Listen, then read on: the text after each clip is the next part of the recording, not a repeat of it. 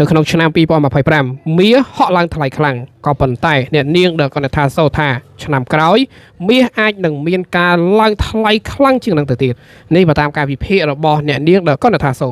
នៅក្នុងឆ្នាំ2025នេះមាសបានឡើងថ្លៃគួរឲ្យកត់សម្គាល់តែអ្វី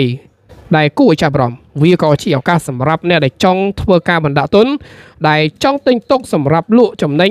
លក់វិញក៏មិនខាតយ៉ាងណាមិញបើតាមអ្នកនាងដែលគាត់ថាសូដែលជាអ្នកបង្កើតមាតិកាដ៏ល្បីល្បាញមួយរូបហើយក៏ជាអ្នកវិភាគសង្គមយ៉ាងស៊ីជម្រៅអ្នកនាងបានឲ្យយោបល់យ៉ាងដូចនេះថា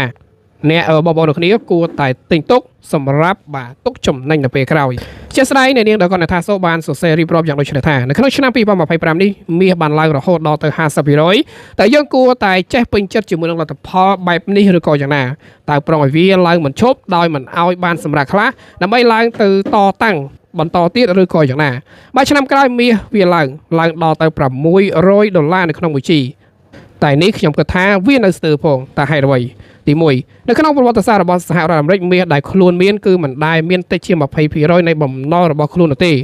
រាល់ថ្ងៃនេះមាសតម្លៃប្រមាណជាជាង8តោនដែលសហរដ្ឋអាមេរិកកំពុងតែមានបើគិតតាមទីផ្សារមាសក្នុងពេលឥឡូវនេះគឺវាស្មើត្រឹមតែ10%នៃបំណុលរបស់ខ្លួនតែប៉ុណ្ណោះនេះបើចង់ឲ្យស្មើដល់ទៅ20%ដោយការមុននោះតម្លៃមាសគឺត្រូវតែឡើងថ្លៃទៀតនិយាយខ្លីទៅមាសគឺសមតែឡើងរហូតដល់ទៅ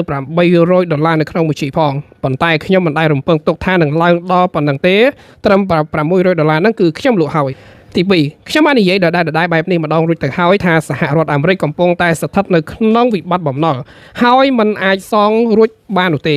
ផ្លូវចេញគឺមានតែខ្ចីលុយបន្ថែមដែលជាការត្រូវបាទដែលវាត្រូវជាការបោះពុម្ពលុយដុល្លារយ៉ាងសន្ធឹកសន្ធាប់បន្ថែមទៀតបែបនេះវានឹងធ្វើឲ្យតម្លៃដុល្លារធ្លាក់ចុះកាន់តែទៀតដែលនេះគឺជាហេតុធ្វើឲ្យមាសកាន់តែបន្តនៅក្នុងការឡើងថ្លៃទី3ធនាគារកណ្ដាលរបស់ប្រទេសជាច្រើនគេអាចមើលធ្លុះពីក្រយ៉ៅរបស់សហរដ្ឋអាមេរិកដូច្នេះឲ្យតែពួកគេរកលុយដុល្លារបានគឺពួកគេតែងតែយកទៅទិញមាសទុកគ្រាន់តែធនាគារកណ្ដាលពីប្រទេសទាំងអស់នោះនាំគ្នាប្រម៉ូទទិញមាសទុកគឺចំនួន100តោនជារៀងរាល់ឆ្នាំបាត់ទៅហើយ